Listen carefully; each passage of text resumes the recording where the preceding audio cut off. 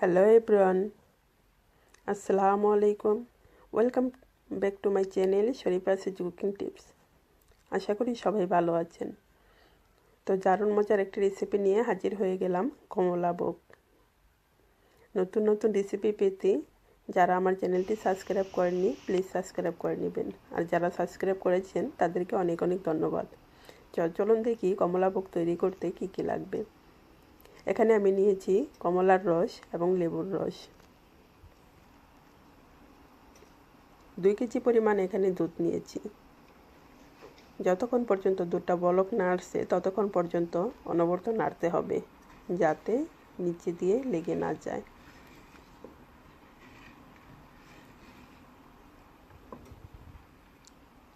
এবং সর না পড়ে, কারণ সর পড়লে সে দুধ দিয়ে ছানা তৈরি করলে সেটা ভালো লাগে না। এখন আমি দিয়ে দিলাম লেবুর রস এবং কমলার রস। কমলার রস আমি দেব হাফ, অর্ধেক গ্লাসে দেব এখান থেকে। দিয়ে ভালো করে মিক্স করে নেব যতক্ষণ পর্যন্ত ছানাটা উপরে ভেসে না আসছে। যখন দেখব ছানাগুলো উপরে ভেসে আসছে তখন একটি ছাঁকনিতে আমি একটি পাতলা কাপড় বিছিয়ে এই ছানাটা ঢেলে দিব।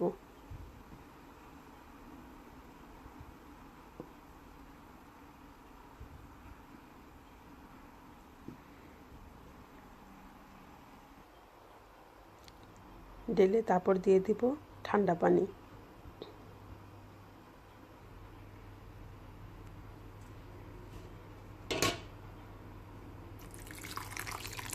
ঠান্ডা পানিটা দিয়ে তারপরে ভালো করে পেঁচিয়ে রেখে দিতে হবে 2-3 ঘন্টা, কারণ ছানাতে যাতে কোনো প্রকার পানি না থাকে। ফিরে আসি 2 ঘন্টা পরে। এখানে আমি নিয়েছি 1 চামচ পরিমাণে সুজি, 1 চামচ পরিমাণ পাউডার মিল্ক এবং অল্প পরিমাণে রং, এবং ছানার সাথে এগুলো মিশিয়ে ভালো করে মিক্স করে নেব।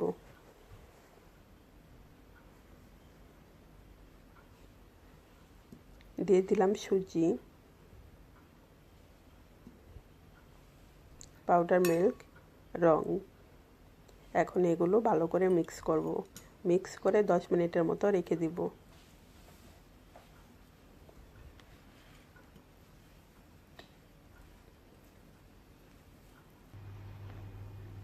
এখানে আমি নিয়েছি 5 জগ পানি, এই জগ দিয়ে, এবং 1 জগ পরিমাণ চিনি দিয়ে দিলাম। 2-3টি এলাচি এবং তেজপাতা।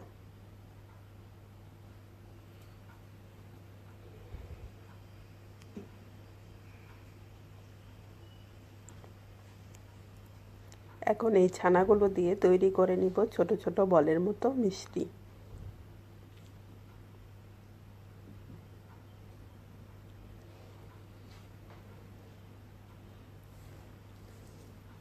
এই ছানাটা হাতে লেগে যেতে পারে, তাই আমি অল্প পরিমাণে ঘি নিয়ে একটু হাতে লাগিয়ে তারপরে একটি একটি করে ছোট ছোট বলের মতো মিষ্টি বানিয়ে নেব।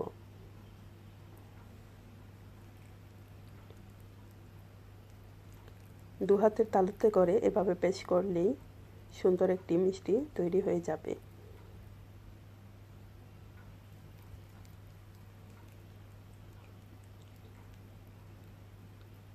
ছানাটা যদি ভালো করে মিক্স করা হয় এবং ভালো হয়, তাহলে ছোট মিষ্টিগুলো তৈরি করতে সময় লাগে না।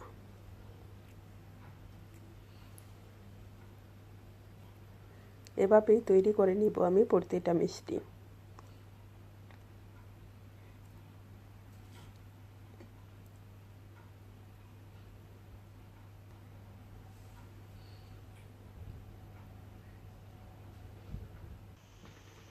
বাস রেডি হয়ে গেল সবগুলো মিষ্টি।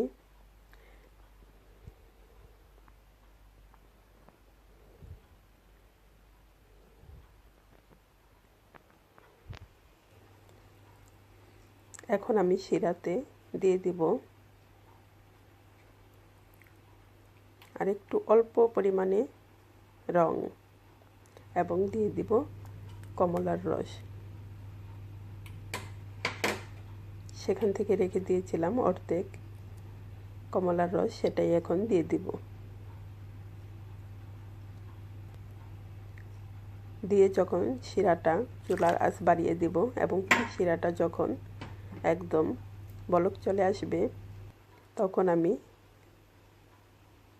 একটি একটি করে মিষ্টি দিয়ে দিব।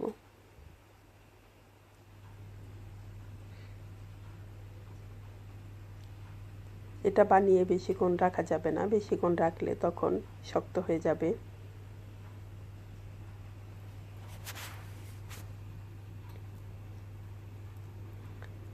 এবং শিরাতে দিতে হবে খুবই আস্তে পাবে। দিয়ে 20 মিনিটের মতো ডেকে দিব। যখন দেখব প্রতিটা মিষ্টি ওপরে চলে আসছে তখন আমি এই পাশটা ঘুরিয়ে আবারও 20 মিনিটের জন্য ডেকে দিব।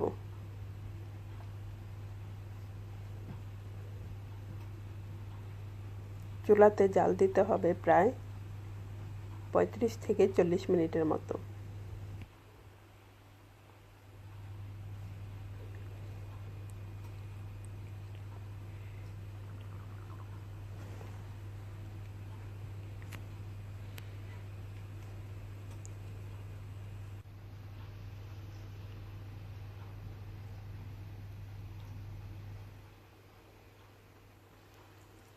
দেখতেই পাচ্ছেন মিষ্টিগুলো কত সুন্দর হয়েছে।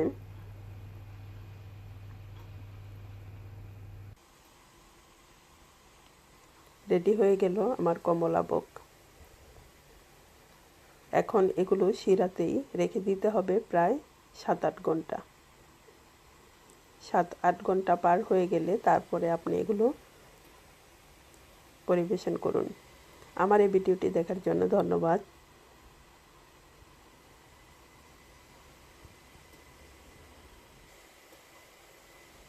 যদি কোনো কিছু কমেন্ট করার থাকে তাহলে কমেন্ট বক্সে কমেন্ট করবেন এবং রেসিপিটি কেমন লাগলো অবশ্যই জানাবেন।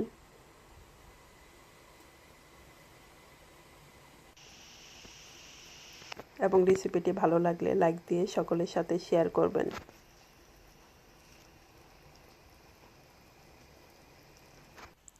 এভাবে সাজিয়ে পরিবেশন করুন।